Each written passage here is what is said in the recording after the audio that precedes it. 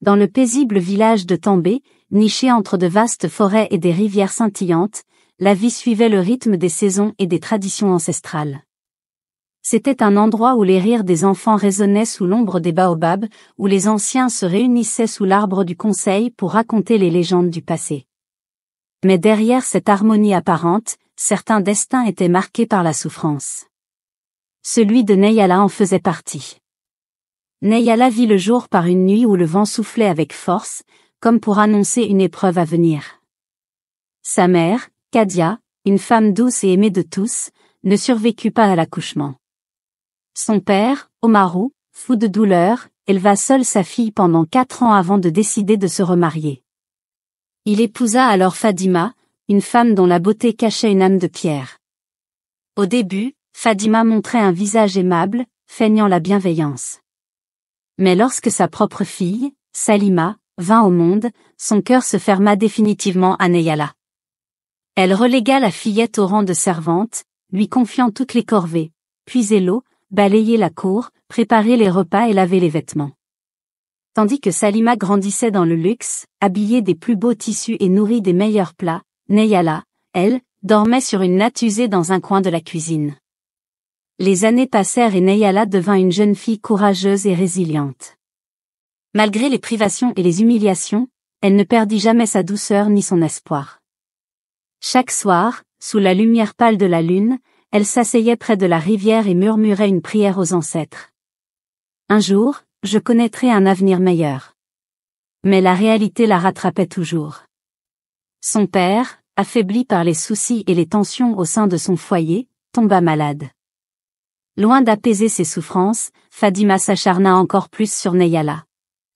Lorsqu'Omarou rendit son dernier souffle, Neyala se retrouva seule face à un monde cruel, sans personne pour la protéger. Cependant, un événement inattendu bouleversa le village. Un messager royal annonça une grande nouvelle. Le prince Malik, héritier du trône, revenait après des années passées à l'étranger, et devait choisir une épouse parmi les jeunes filles du village. Le conseil du roi choisit 6 jeunes filles, parmi lesquelles Salima et Neyala. Fadima, horrifiée, savait que tant que Neyala était en compétition, un destin grandiose lui était peut-être réservé. Elle jura alors de l'empêcher par tous les moyens d'atteindre le palais. Mais pouvait-elle lutter contre le destin? Le soleil se levait à peine sur le village de Tambay lorsque les tambours royaux résonnèrent dans l'air du matin. Les villageois, surpris, sortirent de leur maison pour voir un cavalier vêtu d'un tissu bleu royal, signe qu'il venait du palais du roi Sédou. Il s'arrêta au centre du village, là où les anciens tenaient leurs assemblées, et déclara d'une voix forte. « Peuple de Tambay!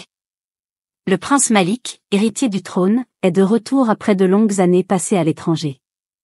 Conformément à la tradition, il choisira une épouse parmi les jeunes filles de notre village. » Un silence stupéfait tomba sur l'assemblée. Puis des murmures excités s'élevèrent.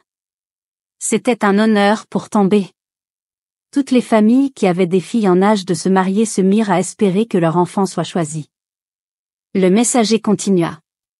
6 jeunes filles seront sélectionnées pour séjourner au palais pendant 2 mois, où elles seront observées et mises à l'épreuve. À l'issue de cette période, le prince choisira sa future reine. Les anciens du village se réunirent pour délibérer. Ils choisirent les 6 filles en fonction de leur beauté, de leur grâce et de leur réputation dans la communauté.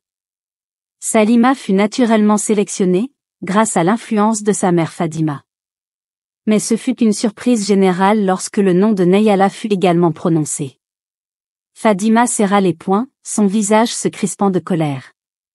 Elle ne pouvait pas permettre que cette orpheline ait une chance d'éclipser sa propre fille. Dès leur retour à la maison, elle fit comprendre à Neyala que ce voyage au palais ne serait pas une opportunité, mais une épreuve. « Tu crois que tu peux rivaliser avec Salima ?» siffla-t-elle en lançant un regard méprisant à la jeune fille. « Tu partiras là-bas, mais je te promets que tu seras la plus misérable des prétendantes. » Et elle tint parole. Elle obligea Neyala à travailler 2 fois plus dur que d'habitude, l'empêcha de bien manger et lui interdit de prendre un bain tous les jours, s'assurant ainsi qu'elle aurait l'air fatiguée et négligée une fois arrivée au palais. Pendant ce temps, elle couvrit Salima des meilleurs soins, lui offrant des huiles précieuses pour faire briller sa peau et des robes somptueuses pour impressionner le prince. Mais le destin veille toujours sur ceux qui endurent avec courage. Une nuit, alors que Neyala pleurait silencieusement près du feu, une vieille femme du village, Mama Kadi, vint la voir. « Ne laisse jamais les ténèbres de quelqu'un d'autre éteindre ta lumière, ma fille. Prends ceci. » Elle lui donna un petit flacon d'huile parfumée et une robe simple mais élégante. « Le destin est déjà écrit, Neyala. Ce qui t'appartient, personne ne pourra te le prendre. » Le matin du départ, Fadima était certaine d'avoir tout mis en place pour humilier Neyala.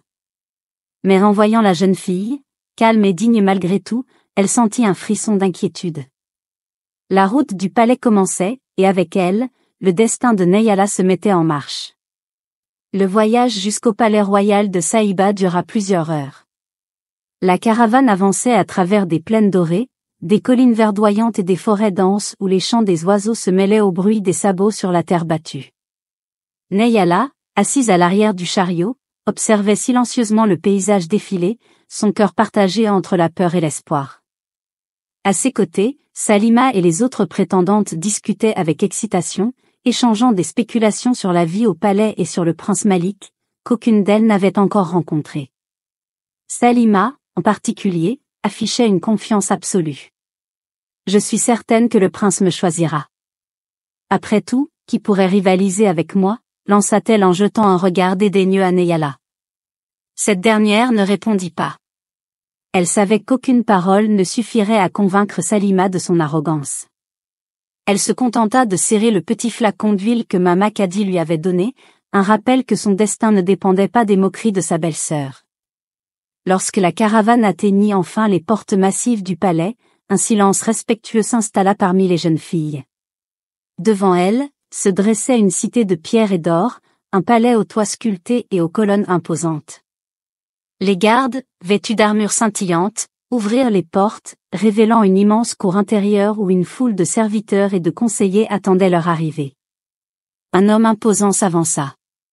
C'était Ibrahim, le chef des gardes, dont la posture droite et le regard perçant imposaient le respect. « Bienvenue au palais de Saïba. Vous êtes ici pour prouver votre valeur. Pendant 2 mois, vous vivrez sous le regard attentif du roi et du prince. Vous serez jugé sur votre grâce, votre intelligence et votre force de caractère. Seule l'une d'entre vous sera choisie. » Un murmure parcourut le groupe. Les prétendantes n'étaient pas là uniquement pour leur beauté, mais pour bien plus. Les jeunes filles furent conduites à leur chambre, située dans une aile du palais spécialement réservée aux prétendantes. Elles étaient 2 par chambre, et Neyala fut placée avec Zena, une jeune fille douce et observatrice. « Je suis heureuse de partager cette chambre avec toi, » déclara Zena en souriant. « J'ai remarqué comment Salima te parle. Elle ne t'aime pas beaucoup, n'est-ce pas ?» Neyala baissa les yeux. « Elle est ma belle-sœur, mais elle me traite comme une étrangère. » Zena hocha la tête. « Ici, nous sommes toutes sur un pied d'égalité. Ce n'est pas le rang ou la richesse qui fera de nous une reine, mais notre cœur. » Ces mots résonnèrent en Neyala. Peut-être que, pour la première fois, elle avait trouvé une amie. Dès le lendemain matin, les prétendantes furent convoquées pour leur première épreuve, la gestion du foyer royal. Elles devaient préparer un repas traditionnel pour la cour, superviser l'entretien des jardins et organiser un espace de réception pour les invités du roi. Neyala, habituée aux tâches domestiques, travailla avec habileté et discrétion. Elle savait choisir les meilleurs ingrédients pour la cuisine, harmoniser les couleurs des étoffes dans la salle de réception et donner des conseils aux jardiniers sur les plantes médicinales. Pendant ce temps, Salima, qui n'avait jamais levé le moindre doigt chez elle, se montra maladroite et impatiente. Elle renversa un bol d'épices, se coupa en manipulant un couteau et finit par donner des ordres aux servantes au lieu de travailler elle-même. Le soir venu, le roi Sédou et le prince Malik inspectèrent les résultats. « L'une d'entre vous s'est particulièrement distinguée aujourd'hui, » annonça le roi. Les jeunes filles retinrent leur souffle. « Neyala, ton organisation et ton travail ont été remarquables. » Un silence tomba. Salima serra les poings.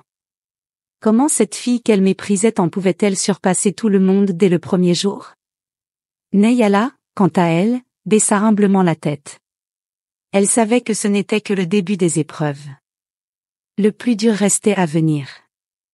Les jours au palais passaient, et avec eux, les épreuves se succédaient, testant non seulement les compétences des jeunes filles, mais aussi leur force intérieure. Il était clair que le roi Sédou et le prince Malik cherchaient plus qu'une reine de beauté, ils voulaient une femme de valeur, capable de représenter dignement le royaume de Saïba. La première épreuve de caractère fut un exercice inhabituel. Les prétendantes furent invitées à participer à une réunion fictive du Conseil royal, où elles devaient résoudre un problème complexe. Le roi leur exposa une situation, une grave sécheresse frappait le royaume, mettant en péril les récoltes et les réserves d'eau. Chaque fille devait proposer une solution devant le conseil. Salima, sûre d'elle, proposa de taxer davantage les paysans pour financer l'achat d'eau d'autres villages. Une idée qui fit murmurer les anciens du conseil. Zéna suggéra de creuser de nouveaux puits, mais elle ne put détailler son plan. Lorsque ce fut au tour de Neyala, elle hésita un instant, consciente que toutes les attentions étaient sur elle. Puis, elle parla calmement. Les paysans sont déjà accablés par cette sécheresse. Si nous les taxons davantage, nous perdrons leur soutien et leur loyauté. Je propose d'organiser un échange avec les villages voisins qui ont des réserves d'eau en surplus. En retour, nous leur fournirons nos meilleures graines lorsque la saison des pluies reviendra. Le roi hocha la tête, impressionné. Une solution basée sur l'entraide et la prévoyance. Voilà des qualités que nous recherchons chez une reine. Salima lança un regard furieux à Neyala, frustrée d'être éclipsée une fois de plus. Une autre épreuve visait à tester leur humilité. Les jeunes filles furent envoyées à l'orphelinat royal pour passer une journée avec des enfants. Certaines prétendantes, comme Salima, trouvèrent l'exercice ennuyeux et se montrèrent distantes. Salima passa la journée à se plaindre de la chaleur et de la poussière, refusant même de s'asseoir sur les tapis usés. Neyala, en revanche, s'immergea complètement dans l'expérience. Elle écouta les histoires des enfants, joua avec eux, et partagea même des morceaux de pain qu'elle avait gardés de son déjeuner. Un garçonnet, les larmes aux yeux, lui demanda. « Pourquoi es-tu gentille avec nous? Les autres nous ignorent. » Neyala sourit doucement. « Parce que j'étais comme vous autrefois. Abandonnée, seule, sans personne pour me réconforter. Je sais ce que ça fait, et je ne veux pas que vous ressentiez cela. » Les gardiens de l'orphelinat rapportèrent ces paroles au roi, qui, en silence, ajouta un autre point en faveur de Neyala. Pendant ce temps, Salima et sa mère, Fadima, ne restaient pas inactives. Fadima, déterminée à voir sa fille devenir reine, introduisit en cachette un charme mystique dans le palais, espérant ensorceler le prince Malik. Un matin, Salima appliqua le charme sur elle-même et alla saluer le prince. Au début, Malik sembla captivé, mais son comportement redevint rapidement normal, comme si le charme n'avait aucun effet. Le prince, observateur, se méfia de Salima dès cet instant. De plus, Salima tenta d'isoler Neyala en répandant des rumeurs sur son passé. Mais Neyala, habituée à l'adversité, ne répondit pas aux provocations. Elle se concentra sur ses tâches, continuant à aider les serviteurs du palais et à démontrer sa valeur à travers ses actions. Une nuit, une dernière épreuve fut organisée en secret, un test d'endurance mentale et physique. Les jeunes filles furent réveillées avant l'aube et conduites dans les jardins du palais, où elles devaient accomplir une série de tâches exténuantes, porter de lourds paniers, récolter des fruits et réparer un mur de pierre effondré. Salima abandonna rapidement, se plaignant que ces tâches étaient indignes de son rang. D'autres filles, comme Zéna, s'efforcèrent de suivre, mais finirent par faiblir. Neyala, malgré sa fatigue, continua avec détermination. Habituée aux travaux physiques dans sa maison, elle termina chaque tâche sans se plaindre. Les serviteurs, impressionnés, l'encouragèrent discrètement. Lorsque le soleil se leva, Neyala était la seule encore debout, les mains couvertes de poussière mais le regard fier. Le prince Malik, qui avait observé en secret toutes les épreuves, partagea ses impressions avec le roi. Neyhala est différente. Elle ne cherche pas à se faire remarquer, mais sa force intérieure brille plus que toutes les autres. Elle a l'âme d'une reine. Le roi hocha la tête, mais resta silencieux. Il savait que le moment de vérité approchait. Pendant ce temps, Neyhala, épuisée mais satisfaite, se disait qu'elle avait fait tout ce qu'elle pouvait. Son destin, désormais, était entre les mains des ancêtres. Les jours passaient au palais, et Neyhala sentait un poids de plus en plus lourd peser sur elle. Elle n'avait jamais voulu cette compétition. Ce qu'elle désirait, c'était simplement un endroit où elle serait en paix, loin des maltraitances de Fadima et Salima. Mais au palais, la rivalité s'intensifiait chaque jour. Les autres prétendantes se livraient à une guerre silencieuse, prête à tout pour gagner. Salima, en particulier, devenait de plus en plus cruelle. Un matin, après une nuit de dispute entre certaines filles, Neyhala se rendit en secret auprès du roi Sédou. Elle s'agenouilla humblement devant lui et dit : « Votre Majesté, je vous supplie de me permettre de quitter cette compétition. » Le roi, surpris, fronça les sourcils. Pourquoi une telle demande ? Neyhala baissa les yeux. Je ne suis pas faite pour être reine. Je suis juste une orpheline qui n'a jamais connu le luxe ni l'importance. Je ne suis pas comme les autres filles. Tout ce que je veux, c'est une vie simple et paisible. S'il vous plaît, permettez-moi de rester ici en tant que servante. Je préfère servir le palais plutôt que de rivaliser avec celles qui ont toujours eu tout ce que je n'ai jamais eu. Le roi l'observa longuement, son regard perçant cherchant à comprendre ce qui se cachait derrière ses paroles. Tu es différente, Neyhala. C'est précisément ce qui fait la force. Mais je ne peux pas encore te donner de réponse. Il fit un geste vers la porte. Retourne dans ta chambre. Nous parlerons de cela plus tard. Neyhala n'insista pas et quitta la pièce, le cœur lourd. Elle espérait que le roi comprendrait son souhait et la laisserait enfin en paix. Alors qu'elle marchait dans les couloirs, Neyhala croisa Ibrahim, le chef des gardes. Il remarqua aussitôt son visage triste et s'arrêta. « Neyhala, pourquoi sembles-tu si abattue ?» Elle hésita, puis finit par lui confier sa demande au roi. Ibrahim la regarda, stupéfait. « Tu veux vraiment abandonner ? Après tout ce que tu as traversé ? Je n'ai jamais voulu me battre pour ce titre. Je veux juste une vie normale. » Ibrahim hocha lentement la tête, réfléchissant. « Neyhala, laisse-moi te dire quelque chose. La grandeur ne se mesure pas par la richesse ou le pouvoir, mais par la force du cœur. Je ne sais pas encore quel sera le choix du prince, mais sache que si j'étais à sa place, il n'y aurait aucun doute sur qui mérite ce trône. » Neyhala sourit légèrement, touchée par ces paroles, mais cela ne changeait pas son souhait. « Merci, Ibrahim. Mais j'espère juste que le roi acceptera ma demande. » Ibrahim soupira, voyant bien qu'elle était déterminée.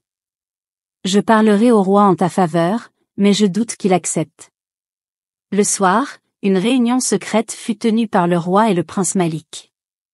Le roi partagea avec son fils la demande de Neyhala. Le prince resta silencieux un instant avant de répondre. Elle ne cherche ni richesse ni gloire, et c'est justement ce qui la rend précieuse. Le roi Sédou hocha la tête. Alors nous devons encore attendre. Nous verrons si elle persiste dans son choix. Mais Neyhala ne savait pas que son destin était déjà en train de s'écrire. Et que bientôt, elle ne pourrait plus fuir ce qui l'attendait. Le jour tant attendu arriva. Le palais était en effervescence, les tambours battaient dans tout le royaume de Saïba. Le peuple s'était rassemblé sur la grande place, impatient de découvrir qui serait choisi comme future reine. Les 3 dernières prétendantes, Neyhala, Salima et Zena, furent amenées devant le trône royal. Elles étaient vêtues de somptueux habits, mais Neyhala, fidèle à elle-même, portait une robe simple offerte par Mama Kadi. Elle ne cherchait pas à impressionner, car dans son cœur, elle espérait toujours être libérée de cette compétition. Salima, sûre d'elle, se tenait droite, un sourire arrogant sur le visage. Elle savait que grâce au charme de sa mère, le prince Malik était sous son emprise. Elle s'attendait à ce qu'il prononce son nom à tout instant. Le roi Sédou se leva et s'adressa à la foule. Peuple de Saïba, après 2 mois d'épreuve, le moment est venu d'annoncer celle qui deviendra la future reine de notre royaume. Un silence absolu s'installa. Le prince Malik s'avança lentement et fixa les jeunes filles. Puis, d'une voix claire, il déclara. La femme qui mérite ce titre. Celle qui a prouvé sa valeur par son humilité, sa force et sa sagesse. Salima souriait déjà, prête à entendre son nom. Mais le prince fit un pas vers Neyala. C'est Neyala. Un murmure de stupéfaction parcourut la foule. Salima perdit son sourire instantanément. C'est impossible, s'écria-t-elle. Je suis celle que vous aimez. Vous m'avez choisi dès le premier jour. Astérisque astérisque. Le prince esquissa un sourire froid. Non, Salima. Ce n'est pas moi que tu as ensorcelé. C'était un leurre. À ces mots, le roi Sédou leva la main et fit signe aux gardes. Derrière eux, une porte s'ouvrit, révélant Ibrahim, le chef des gardes. Peuple de Saïba, je vous ai trompé. Tous retinrent leur souffle. Depuis le début, j'ai vécu parmi vous sous l'identité du chef des gardes. Mais en vérité, je suis le véritable prince Malik. Les cris de stupéfaction envahirent la cour royale.